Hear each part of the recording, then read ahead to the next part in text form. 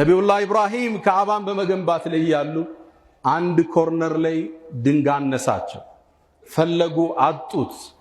እንዴት ያስቀምጡ? አላህ ከሰማይ ሐጀረል አስወድን አመጣላቸው። ነጭ እንደ ወተት እንደ አልማዝ የሚያንጸባርቅ።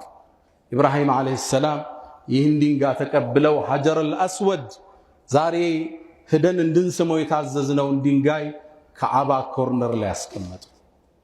ሐጀረል አስወድ ይላሉ ነቢዩ ዓለይሂ ሰላቱ ወሰላም ከጀነት ሲወርድ አይን የሚወጋ ነጭ ነበር ይላሉ። የአደም ልጅ ወንጀል አጠቆረው ይላል። ይህን ድንጋይ ቦታው ያስቀመጡ ኢብራሂም ናቸው። ወደ ሐጀረል አስወድ ስንጠቁም ከዓባን ስንጠውፍ ኢብራሂምና ልጁን እናስታውሳለን። ልክ ጠዋፍ አድርገን ጨርሰን 2 ረክዓ እንሰግዳለን። መቃም ኢብራሂም የኢብራሂም መቆሚያ የሚባል ቦታ አለ። አሁን ድረስ የእግራቸው ፋና አልጠፋም የሚባልለት እሱ ጀርባ ሄደን እንቆማለን። በቁርአን ታዘናል። ወተኺዙ ሚን መቃሚ ኢብራሂም ሙሰላ። ኢብራሂምም ይቆምበት ከነበረበት ቦታ ላይ ሶላትን አድርጓል። አላህ ኢብራሂም ይቆሙበት ድንጋይ ምንድነው? አዎ ከዓባ ሲታነጽ የከዓባ ዲዛይን እንዳይበላሽ አርክቴክቱን ያዩበት የነበረ አንድ ድንጋይ ነበር። እሱ ቦታ ላይ ቁመው የኢስላምን ግንብ ይመለከቱበት የነበረው የኡማውን ኮርነር ያስተውሉበት የነበረ ቦታ ላይ እንድንሰግድ ታዘዘ። በእስልምና መንገድ የዚህን ዲን አጥር መጠበቅ ያለውን ዋጋ ሊያሳየን ቁመው ያማተሩበትን ቦታ ከጀርባው እንድንሰግድ አላህ አዘዘ። ከዛ ጀርባ ስንሰግድ ኢብራሂምን ዓለይሂ ሰላም እናስታውሳለን። ከዛ ወረድ ብለን ቀጥታ ዑምራ ስናደርግ 2 ረክዓ ሰግደን ወደ ሰዕይ ነው የምንሄደው።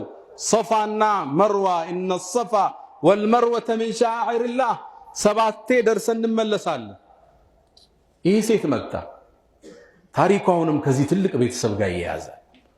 ያኔ መካ ምድረ በዳ ያለች ውሃ የለ ዛፍ የለ ድርቅ ያለ በረሃ ሆና ያለ ኢብራሂምን አላህ ሐጀርን ይዘህድ አላቸው። እስማኤልን ገና እንደወለደች ነው ይዛው ሄደች። ጥርር ባለው በረሃ ላይ ኢብራሂም አስቀምጦ አተመለሰ። ዞር ስትል ወፍ የለም። ደነገጠች። ኢብራሂም ለማን ነው የምትሆን አለችው። መልስ የለም። 3 ጠየቀችው። መልስ የለም። አላሁ አመረከ ቢሃዛ ይሄን እንድታረግ ያዘዘ አላህ ነው አለችው። ኢብራሂም መልስ አልሰጡም። ባንገታቸው አዋሏት። ኢዘን አለች እዚህ በረሃ ላይ ሆነን እንዲህ ከሆነ ለን ይضيعنا አላህ ይጥለንም አለች። ብቻዋን ቁጭ አለች። ልጇን ማጥባት ጀመረች። ጡቷ ደረቀ። የያዘችው ምግብ አለቀ። ውሃው አለቀ። ሞት ፊት ለፊቷ ተጋፈጣት። ሰበቡን ለማድረስ ተነስታ ሰው ባገኝ ብላ አንዴ ወደ ሶፋ ትወጣለች፣ ወደ ተራራ ሩጣ ትመለሳለች፣ ወደ መርዋ። ሶፋ መርዋ 7ኛዋን ዙር ሲጨርስ አላህ አርሰለላሁ ጅብሪል ላከ። ሰበቡን ጨርሳለች። ከልጇ ጥግ ቁሟል። ከርቀት ስታይ እንግዳ የሆነ ነገር ልጇ አናት ላይ ቁሟል። ደንግጣ መጣች እየሮጠች። ስታየው ጅብሪል ነው።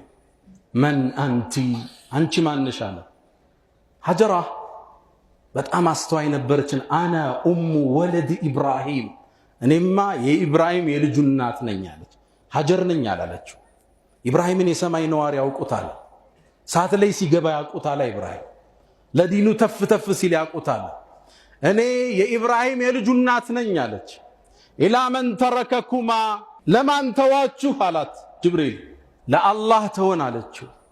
ጅብሪል መለሰ ተረከኩማ ኢላ ካፊን ወደሚበቃችሁ ጌታ ነው የተዋችሁ። አፈሩን ማስማስ አደረገው። ውሃ ወጣ። ዘምዘም ውሃ ዛሬ